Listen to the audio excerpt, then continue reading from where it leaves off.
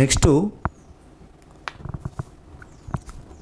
పరమాణు వ్యాసార్థంలో భాగంగానే ఒక లాస్ట్ పాయింట్ చూసినాం. మనం ట్రాన్సిషన్ చూసినాం, ఇన్నర్ ట్రాన్సిషన్ చూసినాం.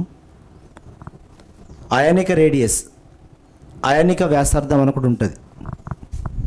చాలా ఇంపార్టెంట్ ఇది ఎంట్రన్స్లో. అయానిక వ్యాసార్థం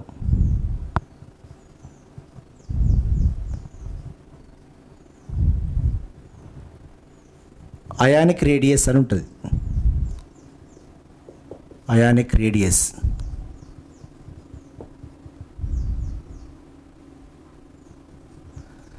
ఈ ionic రేడియస్లో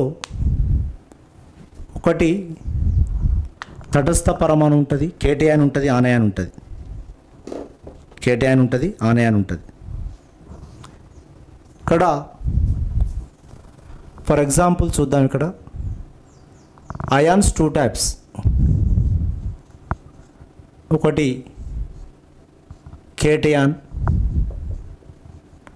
second one is a anion. Positive charge ion is a cation, negative charge ion is a anion. అంటే న్యూట్రల్ పరమాణువు ఉంటుంది. న్యూట్రల్ మీద తటస్థం. ఇది ఎలక్ట్రాన్ లాస్ కావడం వల్ల ఏర్పడ్డది. ఇది ఎలక్ట్రాన్ గెయిన్ చేయడం వల్ల ఏర్పడ్డది ఆనయాన్.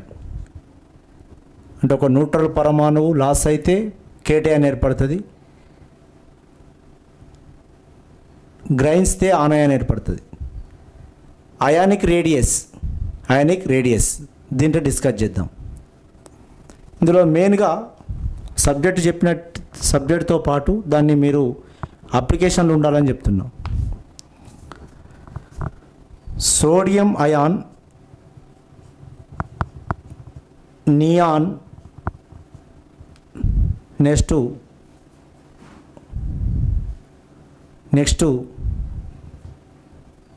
Year F-1.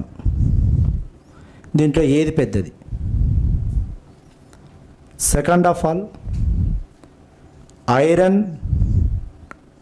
Iron +2, iron +3. దీంట్లో ఏది పెద్దది, ఏది చిన్నది? Third one F-1, O-2, N-3, S-2. ఏది పెద్దది, ఏది చిన్నది? ఇవి మెయిన్గా తెలవాలి ఇందులో. Fourth one carbon -4, nitrogen -3, oxygen -2, F-1, neon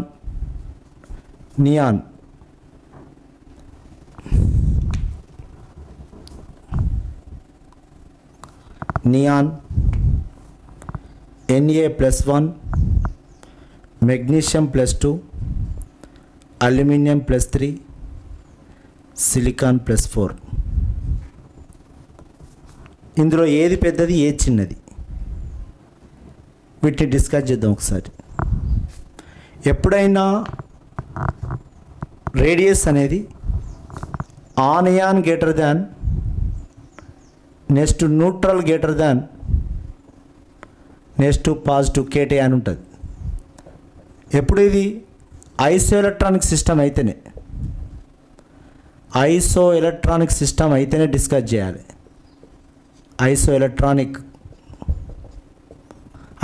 సమ ఎలక్ట్రాన్ విన్యాసం అయితేనే డిస్కస్ చేయాలి. అందులో నెగటివ్ ఛార్జ్ ఉన్నది ఎక్కువ ఉంటుంది.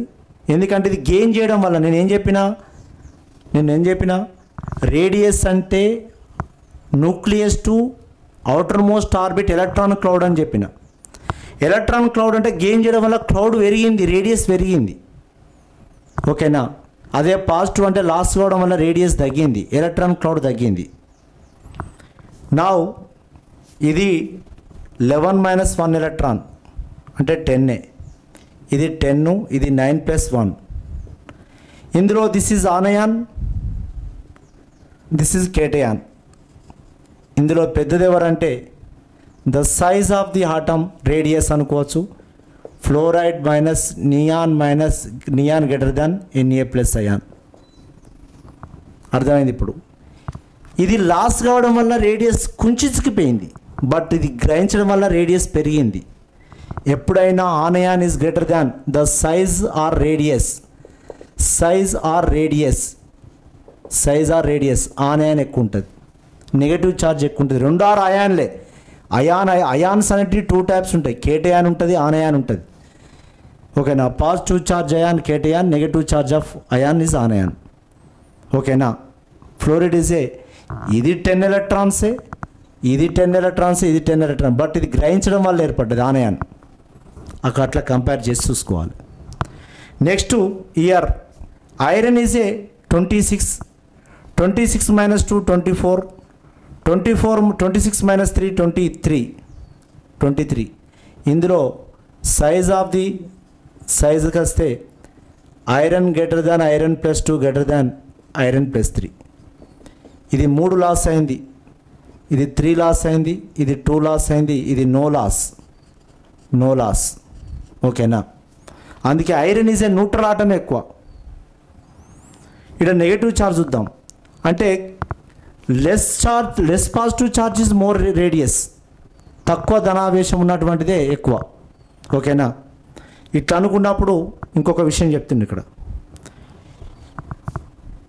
Na+1 magnesium +2 aluminium +3. ఇందులో ఏది పెద్దది అంటే ఇది ఓన్లీ ఒకటే లాస్ అయింది. 11-1, 12-2, 13-3. లెస్ పాజిటివ్ ఛార్జ్ ఉన్నదే పెద్దది, సైజు సోడియం అయానే పెద్దది. ఎందుకంటే తక్కువ ఎలక్ట్రాన్ లాస్ అయింది, ఇది మోర్. ఓకేనా. More size. ఇయర్ ఇవన్నీ ఆనయాన్లో ఇచ్చారు.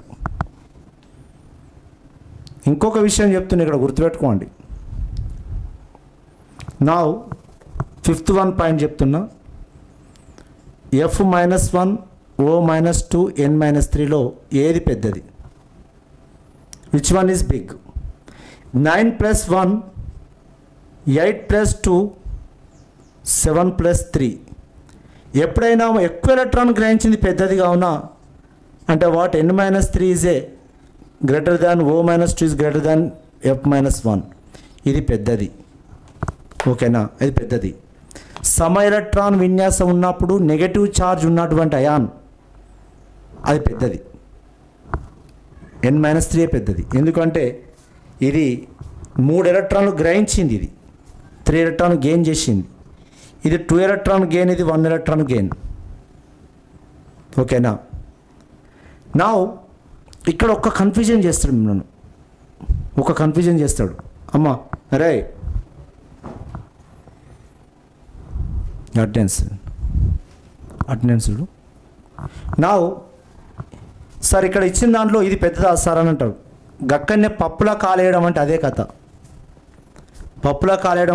ఎవరైనా చూస్తే ఏంటంటే రేపు ఏం చేస్తారంటే నేను చెప్పినా అదే రా సార్ చెప్పిండు పెద్ద నెగటివ్ ఛార్జ్ ఉన్నది పెద్దది అని అన్నట్టుగా, కానీ ఇది పెట్టిండు అనుకో మీరు పప్పులా కాలేసినట్టు గుర్తుపెట్టుకోండి, అందుకు ఎప్పుడైనా మొన్న ఒలింపిక్లో ఏం చేసిర్రు, ఆమెను తీసేసిరు అని చెప్పలే. ఎందుకు తీసేసిర్రు?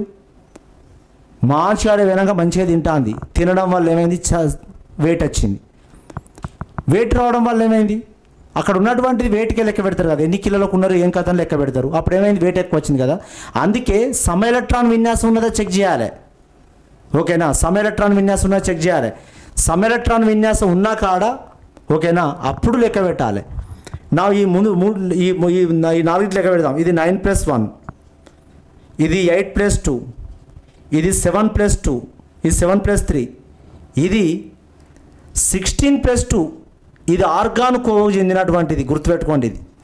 ఈ 3 నియాన్ కోవకు చెందినటువంటివి మిత్రులారా. అది అర్థం కావడానికి ఉదాహరణ, నౌకరు రావాలంటే ఉత్తగా ఏ యాప్ల ద్వారా ఏం కాదు, దాని వెనుక ఉన్న హార్డ్ వర్క్ ఈజ్ ఇంపార్టెంట్. ఓకేనా. జగన్ గారు, మహేష్ గారు. ఓకేనా. ఇగో ఇవి 3 ఒక కోవకు చెందినటువంటిది. ఇది వేరే షెల్ కక్షకు చెందినటువంటిది, ఇది ఆర్గాన్ కక్షకు చెందినటువంటిది. దీంతో కంపారిజన్ చేస్తే ఘోరం కథ. దీంట్లో హైయెస్ట్ పెద్దది ఎవరంటే ద సైజులో పెద్దది ఎవరంటే S-2 పెద్దది, S-2 పెద్దది. ఓకేనా, S-2 పెద్దది. ఎందుకు? అది 16+2 సల్ఫర్ పరమాణు సంఖ్య అప్పుడు లెక్కబెట్టు. 16 ప్లస్ పైన చార్జ్ మైనస్ ఉంటే కూడాలి, ప్లస్ ఉంటే తీసేయాలి. అది కథ. ఎవరైనా ఏం పెట్టేస్తారు, నెగటివ్ చార్జ్ ఉంటే పెద్దది సార్, నైట్రోజన్ పెద్దది కాదు నైట్రైడ్ అని. నో, నైట్రైడ్ కాదు, ఆక్సైడ్ కాదు, ఫ్లోరైడ్ కాదు. ఓకేనా, పెద్దది సల్ఫైడ్ పెద్దది. అందుకే సమబుజ్జి ఉన్నదా లేదా చెక్ చేసుకోవాలి. ఓకేనా, వెయిట్ ఎక్కువ అవడంలో తీసేసి చూసినావా, ఇది ఆర్గాన్ కోవ చెందినటువంటిది. ఆమె 51, 52 విభాగానికి చెందిన ఆమె అయితే ఆమె 50 కేజీల విభాగానికి కాదు, అందుకే తీసేసిర్రు. ఓకేనా, ఎవరు భారత ప్రభుత్వం సిఫారసు చేసినా ఒలింపిక్ కమిటీ ఉంటుంది, దాంట్లో ఏ ప్రభుత్వాలు ఇన్వాల్వ్మెంట్ కావు, వాళ్ళకు రూల్ ఉంటుంది. వెయిట్ పెరిగినప్పుడు కథం. ఇక్కడ సల్ఫైడ్ పెద్దది. తర్వాత ఇప్పుడు ఓకే, N-3 FO-2 F-1 ఇది. మధ్యాహ్నం నిద్ర పట్టదు. ఓకేనా, కాలేజీ పోయి చెప్పుకోమా, స్కూల్ పోయి చెప్పమా? మరి నెక్స్ట్ ఇక్కడ చూద్దాం ఇక. అందుకే అది సమ్-ఎలక్ట్రాన్ విన్యాసం ఇచ్చిండా లేదా చూసుకోవాలి. సమ్-ఎలక్ట్రాన్ విన్యాసం ఇచ్చిండా లేదా చెక్ చేసుకోవాలి. నౌ ఇక్కడ ఒకటి చూడండి, ఇక్కడ కార్బన్ 6+4 7+3 8+2 9+1 10 11-1 12-2 13-3 14-4 ఇవన్నీ కూడా 10 ఎలక్ట్రాన్సే. అన్ని ఐసో ఎలక్ట్రానిక్ నియాన్ కాన్ఫిగరేషన్ సంబంధించినటువంటివే. అతిపెద్దదిగో కార్బన్ ఈ విధంగా ఉంటుంది సైజ్. ఇలా వేరే పరమాణు ఎవరు రాలేదు, వేరే పరమాణు ఎవరు రాలేదు. ఓకేనా, కావున సైజులో కార్బన్ ఈజ్ ఏ 4 గ్రహించింది. ఈ విధంగా ఇంకొక పరమాణు నేను ఇచ్చిన అనుకోండి, ఒకటి కంపారిజన్, ఒకటే లాస్ట్ ఎగ్జాంపుల్. అర్థమైంది. ఇప్పుడు నేను చెప్పంగా నాకున్నటువంటి గొప్పతనం ఏంటంటే, నేను చెప్పంగా అర్థం కాలేదనడానికి ఉండదు. ఎందుకంటే నాకున్న దేవుడు ఇచ్చిన వరం, నాకు టీచర్లు ఇచ్చిన వరం. గుర్తుపెట్టుకోండి, నేను చెప్తానంటే అది ఇక అది నాకన్నా పెద్ద పెద్దగా చెప్పినది అర్థం కాదు, నేను చెప్తే అర్థం కావాలి. అది ఒక్క ఎగ్జాంపుల్ తీసుకున్నాం, ఇంతకుముందు లాంటిదే. ఇన్ కేస్ ఐ ఓకే, ఇక్కడ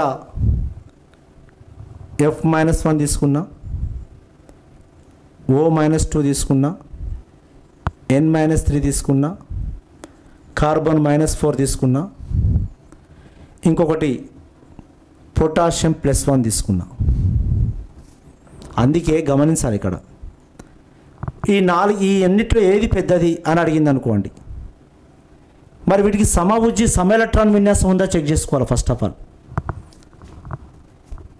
సమ్-ఎలక్ట్రాన్ విన్యాసం ఉందా? 9+1 8+2 7+3 6+4 19-1.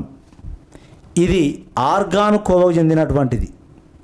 Positive charge okay, positive charge okay, but అది ఎవరి కోవకు చెందింది? ఇది ఆర్గాన్ కోవకు చెందినటువంటిది. ఆర్గాన్ ఇవన్నీ కూడా 10 ఎలక్ట్రాన్ సిస్టమే. 10 ఎలక్ట్రాన్ సిస్టమ్ నియాన్ కాన్ఫిగరేషన్స్ చెందినటువంటివి. 10 ఎలక్ట్రాన్. దీంట్లో పెద్దది K+A పెద్దది, తర్వాత C-4, next N-3 O-2 F-1. అందుకు పాజిటివ్ ఛార్జ్ ఇప్పుడు నేను చెప్పిన now anion is greater than neutral greater than cation, more anion మేర్ కరెక్టే కావచ్చు. అవి సమ్-ఎలక్ట్రాన్ విన్యాసం అయితేనే, ఐసో ఎలక్ట్రానిక్ సిస్టమ్ అయితేనే, ఐసో ఎలక్ట్రానిక్ సిస్టమ్ అయితేనే. ఐసో ఎలక్ట్రానిక్ సిస్టమ్ కాకపోతే కంపారిజన్ లేదు. ఓకేనా, సమ్-ఎలక్ట్రాన్ విన్యాసం అయినప్పుడు మాత్రమే. అందుకే ఏం చెప్తున్నా, F-1 greater than neon greater than Na+. ఇప్పుడు గిట్ట సంబంధిస్తుంది. ఓకేనా, లేదా Cl- ion, next argon, next Na K+ ion ఇట్లా సంబంధిస్తుంది. ఎందుకంటే ఇది ఐటీనే, ఇది ఐటీనే, ఇది ఐటీనే. సమ్-ఎలక్ట్రాన్ విన్యాసం అన్నప్పుడు వర్తిస్తుంది.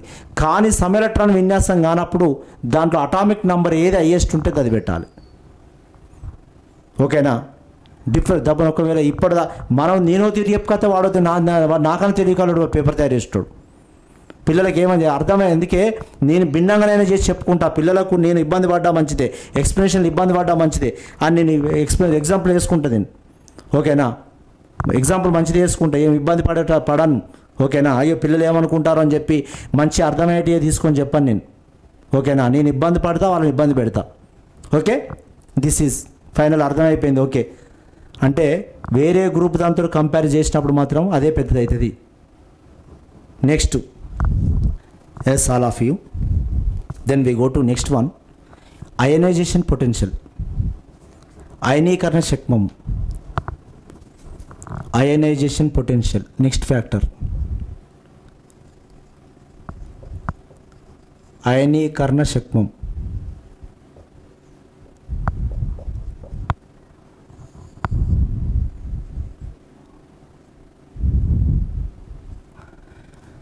దీన్ని ఇంగ్లీష్కి వచ్చే వరకు మనము అయనైజేషన్ పొటెన్షియల్ అంటారు. Ionisation potential. నంబర్ ఆఫ్ క్వశ్చన్స్ను ఐపీ నంబర్ ఆఫ్ క్వశ్చన్స్ను ప్రాక్టీస్ చేయించవచ్చు, కానీ దానికన్నా ముందు కంటెంట్ ఈజ్ ఇంపార్టెంట్. అది ఏం అర్థం కావాలని ఇంతకుముందు అయాన్ల వినే కానీ చెప్పిన. Ionic radius. Now what is ionisation potential? ఇప్పటి కూడా కన్ఫ్యూజ్ అయ్యే వాళ్ళు చాలామంది ఉంటారు. అయనీకరణ శక్మానికి ఎలక్ట్రాన్ ఎఫినిటీకి తేడా తెలియకుండా. అంత దూరం దాకా ఉండద్దు, అట్లాంటి కన్ఫ్యూజన్ ఉండద్దు. Ionisation potential IP, what is definition? నిర్వచనం ఏంటి దీన్ని? ఒకటి ఎం అనే ఆటము ఇది వాయు స్థితిలో ఉందనుకోండి, దీనికి కొంత శక్తి ఇచ్చిన IP1 అంటున్నా, ఇది M+1గా మారింది, గ్యాస్ వాయు స్థితే, ఒక ఎలక్ట్రాన్ లాస్ అయింది. సెకండ్ వన్, M+1 అనేటువంటి ఆయాన్ నుండి IP2, ఇది M+2గా మారింది, ఇంకొక ఎలక్ట్రాన్ లాస్ అయింది. థర్డ్ వన్, M+2 వాయు స్థితి గ్యాస్, మళ్ళీ శక్తి ఇచ్చిన M+3గా మారింది.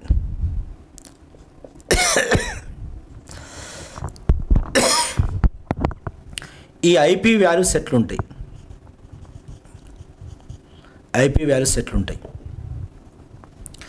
గ్రూప్లో ఎట్లున్నది ionisation potential, the variation of the ionisation potential in a group, variation of ionisation potential in a group, next of all variation of ionisation potential, variation of ionisation potential in period, in a period. Next, to factors affecting on the ionization potentials. Factors affecting on ionization potential. వీటి మీద క్వశ్చన్లు number of question తయారు చేసుకోవచ్చు. వాయు స్థితిలోని తటస్థ పరమాణు నుండి ఒక ఎలక్ట్రాన్ను తొలగించడానికి పట్టే శక్తి, ఇది శక్తి, ఎనర్జీ. ఇది ఐపీ అంటే ఏదో ఒక శక్తి, ఎనర్జీ. ఎవరిని చంపేయాలన్నా, ఇంట్లోకి వెళ్ళి ఎవరు లేపాలంటే మనకి డబ్బు ఖర్చు పెట్టాలి, మనం లేపాలంటే కాదా? ఈ పరమాణు నుంచి ఒక ఎలక్ట్రాన్ తొలగించాలంటే ఏం చేయాలి? మనం శక్తిని ఇవ్వకపోతే ఎట్లా చెప్పండి? శక్తి మీన్ డబ్బు, డబ్బు మీన్ శక్తి. వాయు స్థితిలోని తటస్థ పరమాణు న్యూట్రల్ స్టేట్లో ఉండాలి. ఒక ఎలక్ట్రాన్ తీయడానికి పట్టే శక్తి, the amount of energy required to remove the electron from isolated gases atom, the amount of energy required the amount of energy required to remove the electron from the isolated gas atom is called first ionisation potential, మొదటి అయనీకరణ శక్తి. The second electron remove from the unipositive atom, the amount of energy required to remove the second electron from unipositive ion is called second ionization potential. The third electron, the amount of energy required to remove the electron from dipositive ion is called third ionization potential. తటస్థ పరమాణు నుంచి మొదటి electron తీయడానికి పట్టే శక్తి ప్రథమ అయనీకరణ శక్తి. ఏకమాత్ర ధనావేశం గల పరమాణు నుండి రెండవ ఎలక్ట్రాన్ తీయడానికి పట్టే శక్తిని ద్వితీయ అయనీకరణ శక్తి. ద్విమాత్ర ధనావేశం గల అయాన్ నుండి మూడవ ఎలక్ట్రాన్ తొలగించడానికి పట్టే శక్తిని తృతీయ అయనీకరణ శక్తి. ఈ విధంగా ఇట్లా పోంగా ఐపీఎన్ అనే వాల్యూ అయితే IP1, IP2, IP3, IPN అనేటువంటి వాల్యూస్ వస్తుంది. ఐపీఎన్ ఇది నేను ఒక్కటి అడుగుతున్నా, మీకు జీకే ఉంది, కామన్ సెన్స్ ఉంది అంటే you will be success. No common sense, no idea on the nature. దీంట్లో IP1 పెద్దదా, IP3 పెద్దదా? దేని శక్తి ఎక్కువ? మొదటి ఎలక్ట్రాన్ తీయడానికి పట్టే శక్తి ఎక్కువనా, రెండోదంటే మధ్యస్థంగా ఉంది కానీ మూడో ఎలక్ట్రాన్ తీయడానికి పట్టే శక్తి ఎక్కువనా? చెప్పాలి మీరు. ఇక దేనికి శక్తి ఎక్కువ? Yes, first one is big sir. ఎప్పుడైనా మిడిల్ కాడ ఆగద్దు, ఎందుకంటే మిడిల్ అనేది అయితే ఇది కావాలి, అయితే ఇది కావాలి, కానీ మిడిల్ దగ్గర ఉండద్దు. ఓకేనా? No sir, IP3 is big. Why? ఎందుకు? కారణం ఏంటి మరి? IP1 is, if IP1 is a great అంటే వై? ఇఫ్ IP3 ఎందుకు అంటే అందుకే ఆన్సర్ తెలవాలి. కాబోయే లెక్చరర్స్, టీచర్స్, కాబోయేటువంటి ఆస్పిరెంట్స్ దేనికి ఎక్కువ ఐపీ వాల్యూస్? ఒక్క కథ చెప్తా. కొన్ని సంవత్సరాల క్రితము పరిటాల రవిని చంపేశారు. ఏం తీసుకొని చంపారో, ఎంత డబ్బు తీసుకున్నారో తెలియదు. అదే కుటుంబంలో ఇప్పుడు మళ్ళా స్పాట్ పెట్టాలనుకుంటారు. పాతది ఒక 100 కోట్లు తీసుకున్నాడు అనుకోండి ఫర్ ఎగ్జాంపుల్. ఇప్పుడు అదే 100 కోట్లకు వాడు అగ్రిమెంట్కి వస్తాడా? వై? ఎందుకు 100 కోట్లకు రాడు? 50 కోట్లకు వస్తాడా? 200 కోట్లు అవుతాడా? అంటే జనరల్ డిస్కషన్. 100 కోట్ల కిందికి రాడు, పైకే పోతాడు. అసలు రాడు. వచ్చినా ఎందుకు అంటే అప్పటికే ఆల్మోస్ట్ అందరు వేరు. మధ్యలో చెరువు సూర్యవేండు, మొద్దు సీనిగాడు వేండు, అందరు వేరు. వాది ఏడ దొరుకుతుందో ఏమవుతామని అందరు ఏడుగానే అందరిని చంపేపడి అందరు చచ్చారు. అంటే ఇక్కడ ఏంటంటే ఇయర్ మీనింగ్ ఆఫ్ ఆ న్యూక్లియస్కు దానికి ఎవరు అంటే Paritala Sunitha is a family. చెప్పింది ఆమె ఫస్టే, అరే మొగడా ఏడవాడతాడ తిరగాకురా, నీ మీద కొంచెం ఉంది, నిఘా ఉంది అంటే, ఏ నన్ను పుట్టుకుంటాడు ఎవరినాడే అన్నాడు, తీసుకో అన్నాడు. అదే ఇప్పుడు శ్రీరామ్ గారి కొడుకు కానీ బయటకు పోవాలంటే ఏందిరా నైట్ అవసరమా? బా నైట్లో మీ అయ్యా చెప్పగానే మీ అయ్యా తెచ్చాడు, నువ్వు చెప్ప. ఇట్స్ మీన్ ఆఫ్ అది గుర్తుపెట్టండి. అంటే ఇక్కడ సైజ్ తగ్గింది పరమాణు. సైజ్ తగ్గినప్పుడు ఏంటంటే ఎలక్ట్రాన్ కోల్పోయినప్పుడు సైజ్ తగ్గింది కావున కేంద్రకం అలాట్ అవుతుంది అని అర్థం. That is point. ఇది గుర్తుపెట్టుకోండి. కేంద్రకం అలర్ట్ అయింది. ఇద్దరు బిడ్డలు అన్నారు. ఒక బిడ్డ ఏదో జ్వరం వస్తే చచ్చిపోయింది, ఏదో హాస్పిటల్ పట్టుకపోయి చచ్చిపోయింది. రెండో బిడ్డకు జ్వరం వస్తే ఎంత ఖర్చు అయినా పెడుతుంది, అవసరమైతే హాస్పిటల్ ఏమంటుంది. ఎందుకంటే ఆల్రెడీ పోయింది, ఇక ఒకటి ఇంకొకటి ఉన్నది, ఇక ఆంతోటి పోతే కథం అవుతుంది. మరి ఇట్స్ మీన్ ఆఫ్ ఏంటంటే ఇక్కడ అంత సామాన్యం కాదు. కావున ఐపీ విలువలు IP1 కంటే IP2 వాల్యూ ఎక్కువ. IP2 వాల్యూ ఎక్కువ. IP2 కంటే IP3 ఎక్కువ.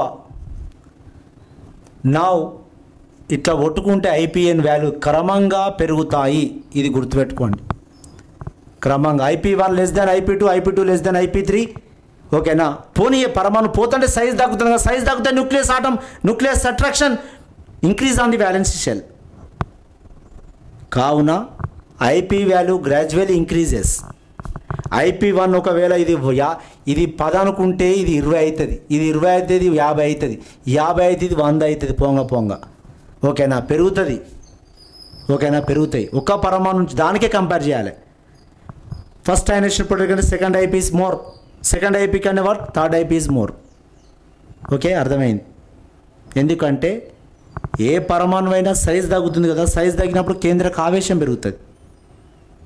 పీరియడ్ మ్యాటర్ ఇది, పీరియడ్ కథ. ఓకేనా? నెక్స్ట్ వేరియేషన్ ఈజ్ ఏ ప్రమాణాలు. Kilo calories for mole inverse, kilo calorie mole inverse అని రాసుకోవచ్చు. కిలో జౌల్ మోల్ ఇన్వర్స్ అని కూడా రాసుకోవచ్చు. ప్రమాణాలు ఏవైనా. In group what happened? Ionisation potential గ్రూప్లో ఎట్లుంటుంది? అయనైజేషన్ పొటెన్షియల్ గ్రూప్లో ఎట్లుంటుంది? ఒకటి గ్రూప్ అంటే ఇప్పుడు హైడ్రోజన్ ఉన్నది, లిథియం ఉన్నది, సోడియం ఉన్నది, పొటాషియం ఉన్నది, రుబీడియం ఉన్నది, సీజియం ఉన్నది. Hydrogen, lithium, sodium, potassium, rubidium, caesium. ఇది 1s1, 2s1, 3s1, 4s1, 5s1, 6s1. ఏ పరమాణు నుంచి ఎలక్ట్రాన్ తొందర తీసేయవచ్చు అని చెప్తున్నా. ఏ పరమాణు నుంచి ఎలక్ట్రాన్ తొందర తీసేయవచ్చు. ఇది పెద్ద షెల్ కావున దీన్ని సులభంగా తీసేయవచ్చు. Gradually from top to bottom decreases, తగ్గుతాయి. పైనుండి కిందికి తగ్గును, అయనీకరణ శక్తం తగ్గును. డిక్రీజెస్ IP వాల్యూ పైనుండి కిందికి అంటే ఈజీగా సీజియం నుంచి ఈజీగా ఎలక్ట్రాన్ తీయవచ్చు. From top to bottom ionisation potential in group decreases, తగ్గును. వై? అటామిక్ రేడియస్ ఇంక్రీజెస్, పరమాణు వ్యాసార్థం పెరుగును. న్యూక్లియర్ అట్రాక్షన్ ఇస్ డిక్రీజెస్, కేంద్రక ఆవేశం తగ్గును. కేంద్రక ఆవేశం తగ్గును అంటే అటామిక్ రేడియస్ వలన అయనైజేషన్ పొటెన్షియల్ అనేది అటామిక్ రేడియస్కి ఇన్వర్స్లీ ప్రొపోర్షనల్ ఉంటుంది. అటామిక్ రేడియస్ పరమాణు వ్యాసార్థానికి ఇన్వర్స్లీ ప్రొపోర్షనల్ ఉంటుంది. ఎందుకంటే ఇది పెద్ద పరమాణు, బిగ్ కావున తక్కువ అయనైజేషన్ పొటెన్షియల్ ఉంటుంది. ఈ ఫ్యాక్టర్ గుర్తుపెట్టుకోండి. Ionisation potential is inversely proportional to. అంతా ఎంట్రన్స్ మోడల్ చెప్పాలి. ఇవన్నీ ఇట్లా చెప్పాలి. ఈ పాయింట్ అరే సార్ నిజమే సార్. ఓకేనా? గ్రూపులో పరమాణు వ్యాసార్థం పెరుగును, అయనీకరణ శక్తం తగ్గును. అందుకే ఇచ్చిండు అనుకోండి, ఇస్తే నా hydrogen less than ionisation potential IP, hydrogen greater than lithium, greater than sodium, greater than rubidium, greater than caesium. IP value దీనికి ఎక్కువ, హైడ్రోజన్కి ఎక్కువ. సీజియం తక్కువ ఉంటుంది ఎందుకంటే పెద్ద పరమాణు. Next variation of ionisation potential in a పీరియడ్లో అయనీకరణ శక్తి ఎలా ఉంటుంది? పీరియడ్లో అంటే బోరాన్ చెప్పిన, కార్బన్, నైట్రోజన్, ఆక్సిజన్, ఫ్లోరిన్ అని చెప్పిన. గ్రాడ్యువల్లీ అటామిక్ రేడియస్ అనేది డిక్రీజ్ అవుతుంటుంది. అటామిక్ రేడియస్ డిక్రీజ్ అవుతుంది. న్యూక్లియర్ ఛార్జ్ ఇంక్రీజెస్, కేంద్రక ఆవేశం పెరుగుతున్నది. కావున ionisation potential from left to right increases, IP value increases. ఎడమ నుండి కుడికి పెరుగుతున్నాయి. ఎందుకు? కేంద్రక ఆవేశం పెరుగుతుంది అంటే IP value in the period top from left to right increases. IP values అన్నది పెరుగుతున్నవి పీరియడ్లో. ఎందుకు అంటే న్యూక్లియర్ ఛార్జ్, కేంద్రక ఆవేశం పెరుగుతున్నది. కేంద్రక ఆవేశం పెరుగుతున్నది, ఇది గుర్తుపెట్టుకోండి. కేంద్రక ఆవేశం పెరుగుతున్నది, ఆవేశం, కేంద్రక ఆవేశం. ఓకే. ఫ్లోరిన్కు ఎక్కువగా ఎందుకు అయనేషన్ పొటెన్షియల్ ఎక్కువ ఉంది అంటే బికాస్ దాని కేంద్రక ఆవేశం ఎక్కువ, దాని నుంచి తీయలేవు. ఓకేనా, దాని నుంచి ఎలక్ట్రాన్ తీయడం కష్టం. అంటే ఐపీ వాల్యూస్ చూసుకో, IP values from left to right increases. IP values ఎందుకంటే because atomic radius decreases, nuclear charge increases. రేపు 4 పరమాణులు ఇస్తాడు, బోరాన్, కార్బన్, నైట్రోజన్, ఆక్సిజన్లో which one is more? IP. The oxygen is more. The nitrogen, carbon, nitrogen, oxygen, fluorine, which one is more? Fluorine is high. Why? Atomic radius small, nuclear charge is more. దేని తక్కువ? Yes, carbon is తక్కువ, కార్బన్కు తక్కువ ఉంటుంది. Okay, మొత్తానికి అయనేషన్ potentials, what is అయనేషన్ potential అని తెలిసిపోయింది. Factors effecting on the అయనేషన్ potential.